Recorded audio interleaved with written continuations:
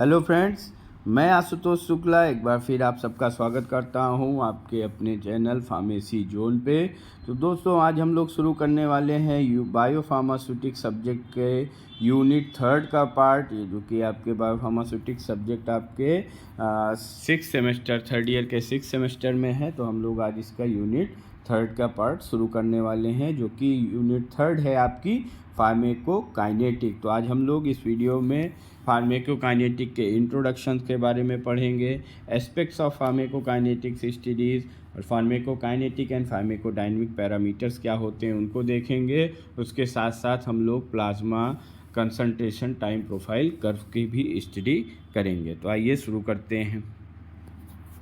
फार्मेकोकाइनेटिक के इंट्रोडक्शन। फार्मेकोकाइनेटिक को समझने से पहले कुछ हम और टर्मिनोलॉजीज़ को समझ लेते हैं। जैसे कि सब आपका है डोजेज रेजिमेन। कोई भी डोज होती है, कोई भी ड्रग जो होती है, किसी भी ड्रग थेरेपी की जो ड्यूरेशन होती है वो उसके सिंगल डोज से ही स्टार्ट हो जाती है। जैसे कि एक्यूट कंडीशंस में हम कोई सिंगल डोज लेते हैं, जैसे कि हेडेक, इन सब में हमारी सिंगल डोज से ही ड्रग का इफेक्ट आने लगता है। और कोई लाइफ लॉन्ग कुछ ड्रग्स हमारी जैसे क्रोनिक कंडीशंस में कुछ हमारी ड्रग हैं जिनकी थेरेपी लाइफ लॉन्ग थेरेपी चलती है, सच एज हाइपरटेंशन के केसेस में, डायबिटीज़ या अस्थमा के केसेस में। तो जो ये ड्यूरेशन ऑफ जो ड्रग थेरेपी का होता है, इस ड्यूरेशन ऑफ ड्रग थेरेपी में हम किस फ्रिक्वेंसी से कितने टाइम के लिए ड्रग डोज एडमिनिस्ट्रेशन करते हैं पेशेंट को किस फ्रिक्वेंसी में कितने अमाउंट ऑफ ड्रग लेनी होती, इसी को कहते हैं हम डोजेज रेजिमेंट। डोजेज रेजिमेंट्स की डिफिनीशन क्या है? The frequency of administration of a drug in a particular dose is called as a dosage regimen. Means कि कितनी डोज पेशेंट किस फ्रिक्वेंसी से ले रहा है, इसी को कहते हैं डोजेज रेजिमेंट। देन जो सेकंड पार्ट है, सेकंड डिफिनीशन हम देखेंगे वो है थेरापेटिक इंडेक्स की।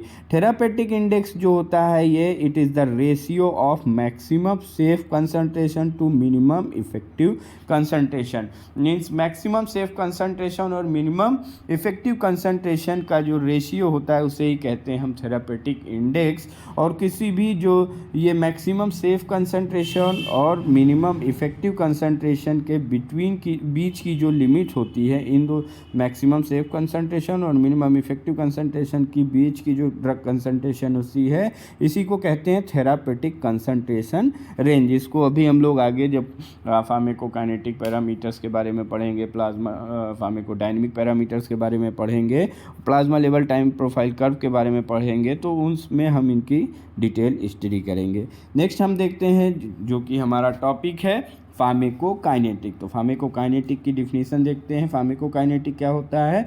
फार्मेकोकाइनेटिक is defined as the kinetic of absorption, distribution, metabolism and excretion and their relationship with the pharmacological, therapeutic or toxicological response in man and animal.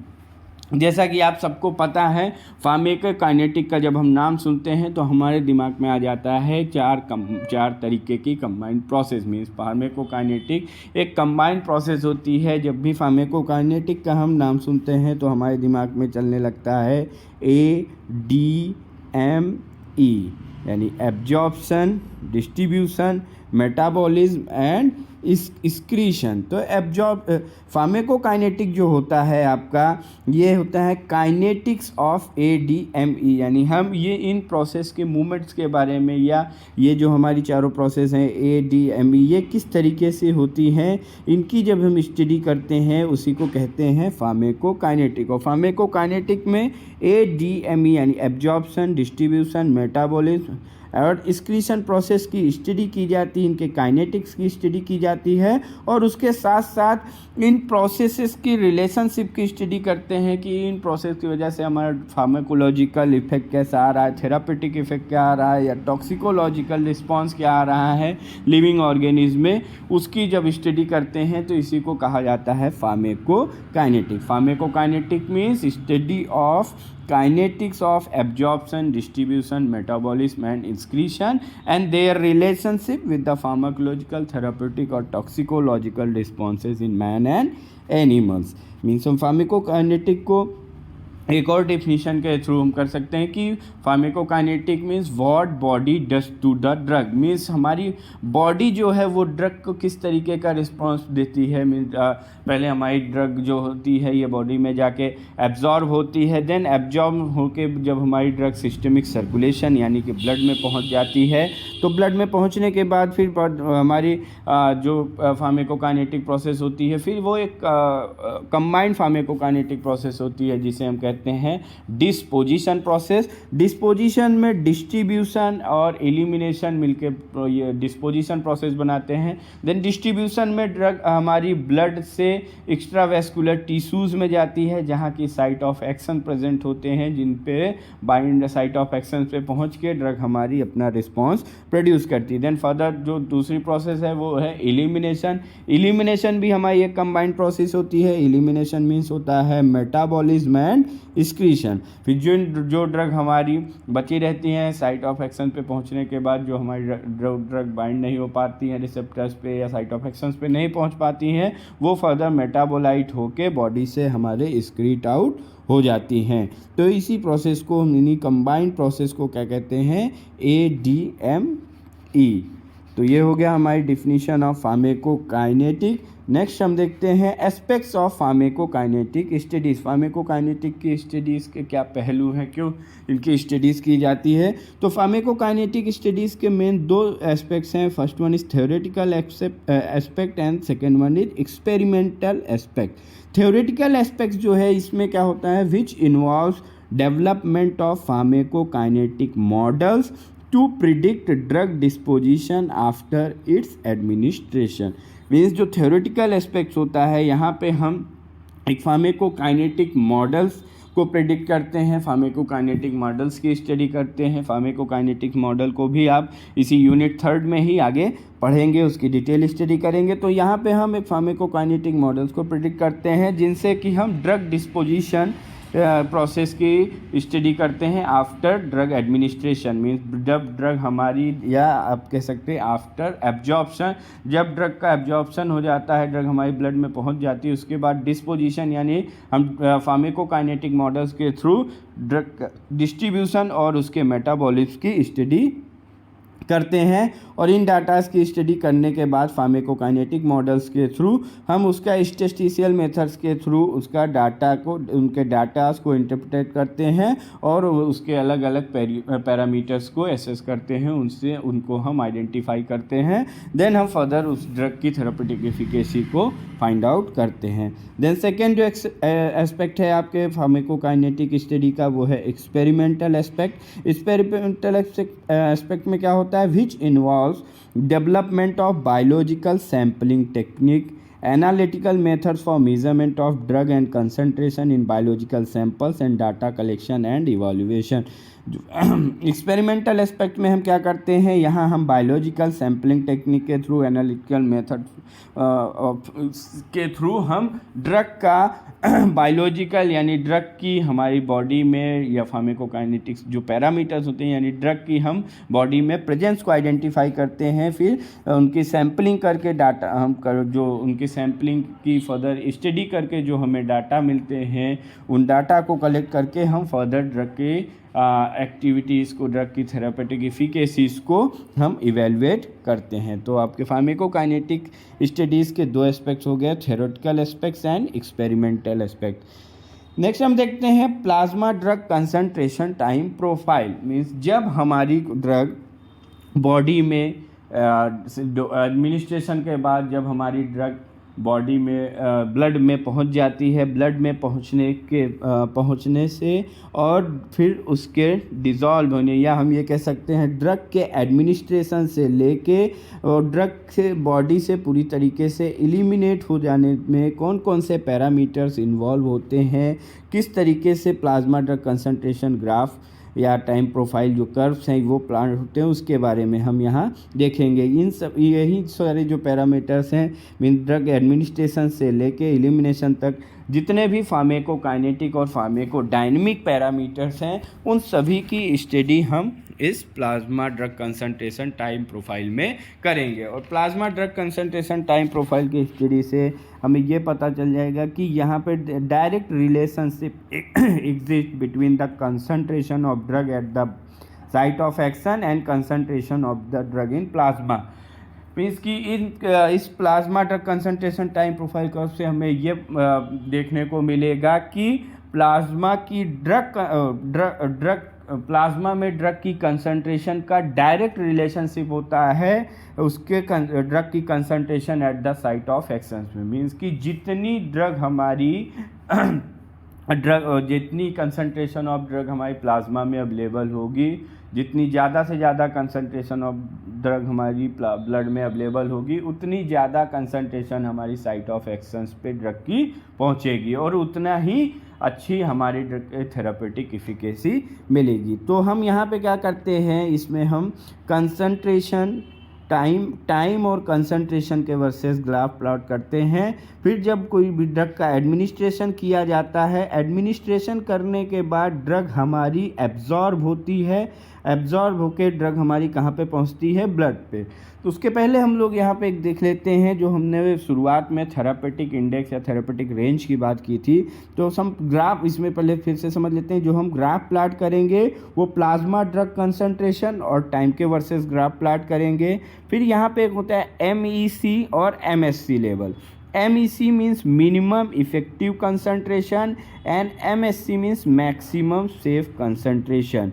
और जो कि जैसे कि आपने शुरुआत में पढ़ा, MEC एंड MSC यानी मिनिमम इफेक्टिव कंसंट्रेशन और मैक्सिमम सेफ कंसंट्रेशन की रेंज के बीच की रेंज को क्या कहा जाता है, थेरापेटिक रेंज। मीन्स कि इन दो थेरापेटिक रेंज का मतलब कि कोई भी ड्रग जब हमारी MEC के लेवल को क्रॉस कर जाएगी और MSC के लेवल से नीचे रहेगी या MSC के बिलो रहेगी, तब वो थेरापेटिक एक्शन प्रोड्यूस करेगी। मीन्स किसी भी ड्रग को एक्शन प्रोड्यूस करने के लिए मिनिमम इफेक्टिव कंसंट्रेशन के लेवल को क्रॉस करना पड़ेगा। अगर ड्रग हमारी मिनिमम इफेक्टिव कंसंट्रेशन लेवल को क्रॉस, MEC लेवल को क्रॉस नहीं कर पा रही है, तो ड्रग का थेरापेटिक फेल्योर हो जाता है, ड्रग हमारी थेरापेटिक इफेक्ट प्रोड्यूस नहीं कर पाती है। और इस लेवल को हम क्या कहते हैं, MEC के जो बिलो लेवल होता है उसे हम क्या कहते हैं, सब थेरापेटिक लेवल। और अगर ड्रग हमारी MSC के लेवल को क्रॉस कर जाती है, यानी मैक्सिमम सेफ कंसंट्रेशन जो है उस लेवल को क्रॉस कर जाती है, तो वो ड्रग हमारी टॉक्सिसिटी प्रोड्यूस कर सकती है। ये देखिए यहाँ MSC के ऊपर का जो लेवल है इसे हम क्या, टॉक्सिक लेवल कहते हैं। तो ड्रग को अगर थेरापेटिक रेंज में रहना है तो ड्रग को MSC और MAC के बीच में ही रहना होगा। अब हमारी ड्रग का एडमिनिस्ट्रेशन हो गया। ड्रग एडमिनिस्ट्रेशन करने के बाद MEC को क्रॉस करके जैसे ही ड्रग हमारी MEC को क्रॉस करेगी वो अपना एक्शन प्रोड्यूस करना शुरू कर देगी। तो जैसे ही ड्रग हमारी एक्शन प्रोड्यूस करना, ये जो पॉइंट है, जैसे ही ड्रग हमारी MEC के लेवल को क्रॉस करेगी ड्रग एक्शन देना शुरू कर देगी। और जैसे ही किसी ड्रग का एक्शन आने लगता है, इस पॉइंट को हम क्या कहते हैं, ऑनसेट ऑफ एक्शन।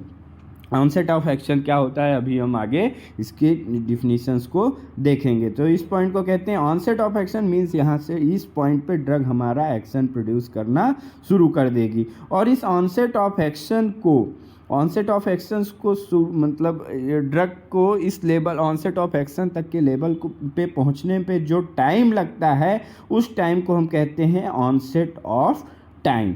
देन हमारी ड्रग MEC लेवल को क्रॉस कर गई, ऑनसेट ऑफ एक्शन ड्रग ने प्रोड्यूस किया, फिर ड्रग एब्जॉर्ब होते होते हमारी पहुंच जाएगी पीक पे। जो ये ड्रग की जो मतलब पीक मीन्स ड्रग अपने हाईएस्ट कंसंट्रेशन पे पहुंच जाएगी। यहाँ इस लेवल पे ड्रग की हाईएस्ट कंसंट्रेशन होगी, ड्रग अपनी पीक अचीव कर लेगी। इस लेवल को हम क्या कहते हैं, Cmax means peak plasma drug concentration. Peak plasma drug concentration का मतलब इस पॉइंट पे ड्रग की ब्लड में हायर कंसंट्रेशन होगी। और इस पॉइंट पे जब हमारी ड्रग पहुँच जाती है तो यहाँ पे एब्जॉर्प्शन रेट जो होगा आपका, एब्जॉर्प्शन रेट वो एलिमिनेशन रेट के इक्वल हो जाता है। मीन्स जो ये आपका है जब ड्रग हमारी सी मैक्स यानी ड्रग हमारी पीक पे पहुंच जाती है, इस फेज पे एब्जॉर्प्शन रेट जो है वो सेम हो जाता है एलिमिनेशन रेट के। मींस यहाँ इस पॉइंट पे जिस रेट से ड्रग हमारी एब्जॉर्ब होगी उसी रेट से ड्रग का एलिमिनेशन भी होगा। तो at the C max absorption rate is equal to elimination rate. और जो ड्रग एडमिनिस्ट्रेशन से ये सी मैक्स यानी पीक तक पहुंचने का जो फेज है इसे हम कहते हैं एब्जॉर्प्शन फेज। मीन्स कि जब हमारी ड्रग अपनी हायर कंसंट्रेशन पे पहुंच जाएगी, यानी ड्रग पूरी तरीके से जितना उस ड्रग का एब्जॉर्प्शन होना था वो उसका मैक्सिमम एब्जॉर्प्शन हो चुका है और ड्रग हमारी हाईएस्ट पीक पे पहुंच चुकी है। पीक पे पहुंचने के बाद फिर ड्रग क्या होने लगती है, डिक्लाइन होने लगती है या एलिमिनेट होने लगती है। ड्रग की कंसंट्रेशन ब्लड में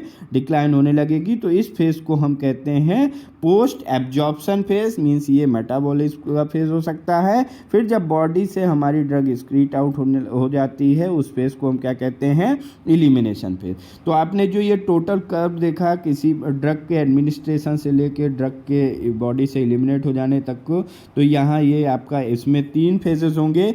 एब्जॉर्प्शन फेज होगा, ड्रग एडमिनिस्ट्रेशन से सी मैक्स तक का पॉइंट जो होगा वो होगा absorption phase, then C max से फिर post absorption phase and then finally elimination phase. और ये जो ड्रग हमारी ड्रग का जो मीन्स ड्रग जो हमारी एडमिनिस्ट्रेशन से यानी ड्रग के एडमिनिस्ट्रेड लेवल पर ड्रग की कंसंट्रेशन 0 होती है ब्लड में, तो ड्रग के एडमिनिस्ट्रेशन से ड्रग की हाईएस्ट कंसंट्रेशन तक का जो लेवल होगा इसको हम क्या कहेंगे, इंटेंसिटी ऑफ एक्शन। मीन्स जब ड्रग हमारी हाईएस्ट कंसंट्रेशन पे होगी तो वो अपना हाईएस्ट थेरापेटिक इफेक्ट दिखाएगी। तो इसी कंसंट्रेशन को ड्रग एडमिनिस्ट्रेशन से उसके पीक तक पे पहुँचने की जो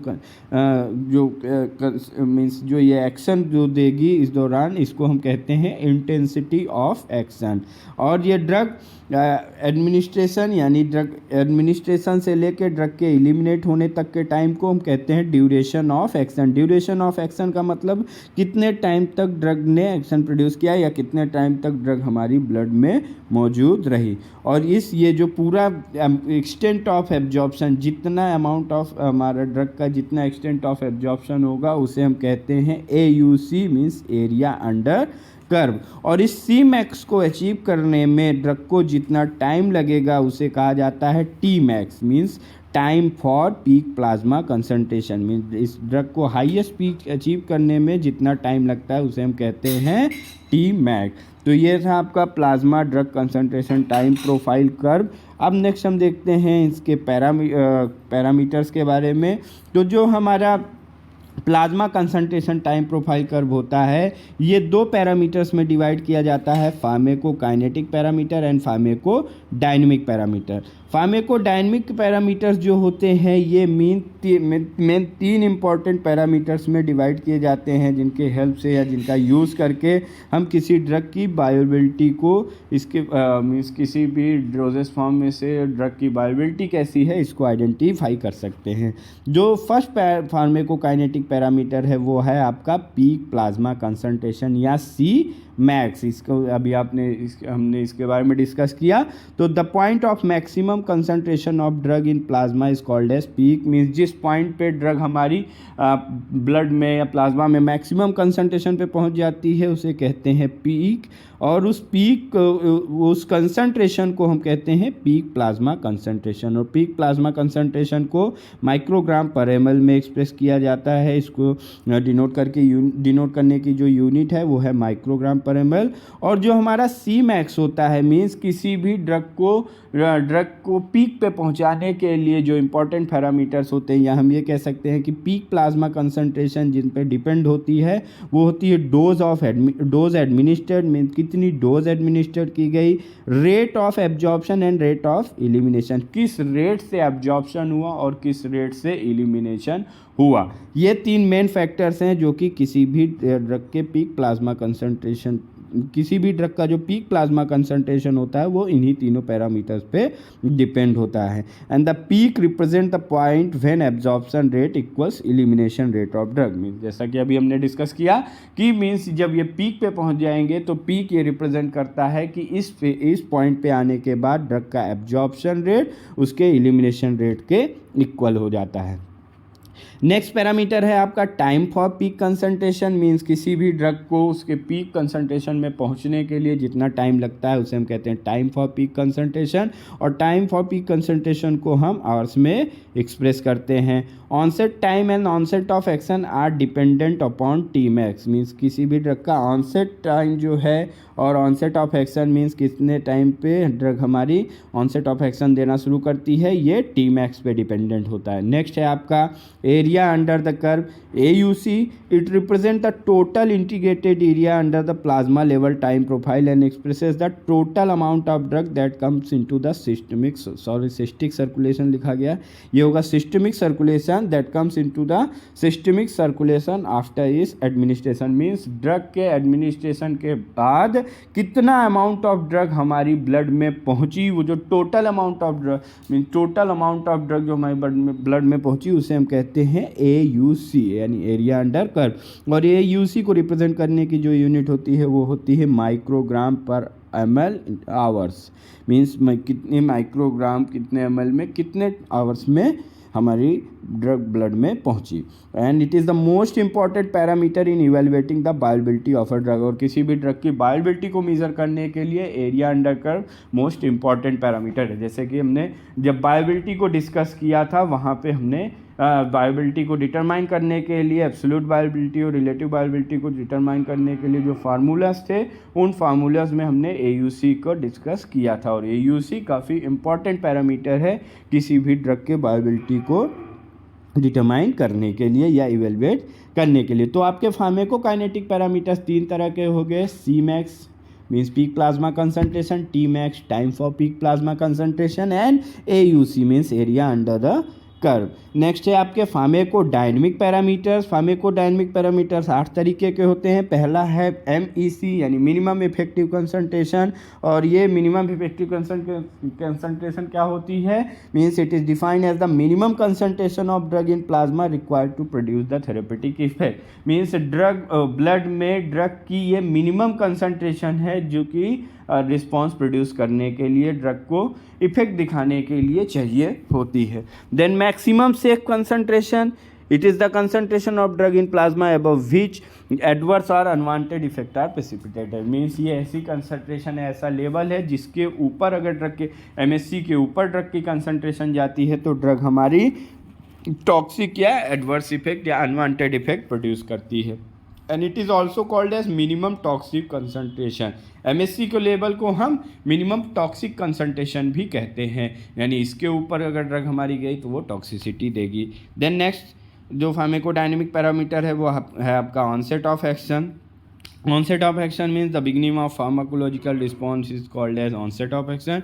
मीन्स किसी भी ड्रग को फार्माकोलॉजिकल रिस्पॉन्स प्रोड्यूस करने के लिए जब ड्रग हमारी फार्माकोलॉजिकल रिस्पॉन्स प्रोड्यूस करना शुरू कर देती है उस पॉइंट को हम कहते हैं onset of action. Then onset of time means किसी भी ड्रग को ऑनसेट ऑफ एक्शन या उसका फार्माकोलॉजिकल रिस्पॉन्स को शुरू करने के लिए जितना टाइम लगता है उसे हम कहते हैं onset time. Then next one is duration of action. Duration of action is the time period for which the plasma concentration of drug remains above the MEC level is called as duration of drug action. Means कि duration of action हम उसको कहते हैं कि drug हमारी कितने time तक MEC level के ऊपर रही, जब तक, यानी इसे इस तरीके से भी हम समझ सकते हैं कि जब तक ड्रग ने एक्शन प्रोड्यूस किया। तो ड्रग एक्शन तभी प्रोड्यूस करेगी जब वो MEC के लेवल को क्रॉस करेगी। तो means duration of action is defined as the concentration of drug remains above the MEC level. And next pharmacodynamic parameter है आपका intensity of action. Intensity of action क्या होता है, it is the maximum pharmacological response produce by the peak plasma concentration of drug. Means peak plasma concentration of drug के द्वारा जो maximum pharmacological response produce किया जाता है उसे हम कहते हैं इंटेंसिटी ऑफ एक्शन। या इसे हम पीक रिस्पॉन्स भी कह सकते हैं। देन थेरापेटिक रेंज का मतलब द ड्रग कंसंट्रेशन बिटवीन, इसको हमने पहले भी डिस्कस कर लिया है कि थेरापेटिक रेंज उसे कहते हैं जब ड्रग हमारी मिनिमम इफेक्टिव कंसंट्रेशन और मैक्सिमम सेफ कंसंट्रेशन के बीच रिप्रेजेंट करती है। And then therapeutic index means MEC और MSC का जो रेशियो होता है इसे ही कहते हैं हम थेरापेटिक इंडेक्स। तो आपने देख लिया फार्माकोकाइनेटिक पैरामीटर्स 3 तरीके के होते हैं, फार्माकोडायनामिक पैरामीटर 8 तरीके के होते हैं। तो ये एक था जनरल इंट्रोडक्शन ऑफ फार्माकोकाइनेटिक्स। अब आई होप कि आप लोग को समझ में आया होगा। नेक्स्ट पैरामीटर्स में नेक्स्ट वीडियोस में हम इस यूनिट से रिलेटेड और भी टॉपिक्स को डिस्कस करेंगे। तो आज के टॉपिक आपको फार्माकोकाइनेटिक के इंट्रोडक्शन में कोई क्वेरी हो, कुछ इससे रिलेटेड प्रॉब्लम हो तो आप कमेंट बॉक्स में ड्रॉप कर सकते हैं अपनी प्रॉब्लम्स को, और इस वीडियोस के नोट्स को, इसके PDF को आप डिस्क्रिप्शन बॉक्स में दिए गए लिंक से डाउनलोड कर सकते हैं। Thank you very much.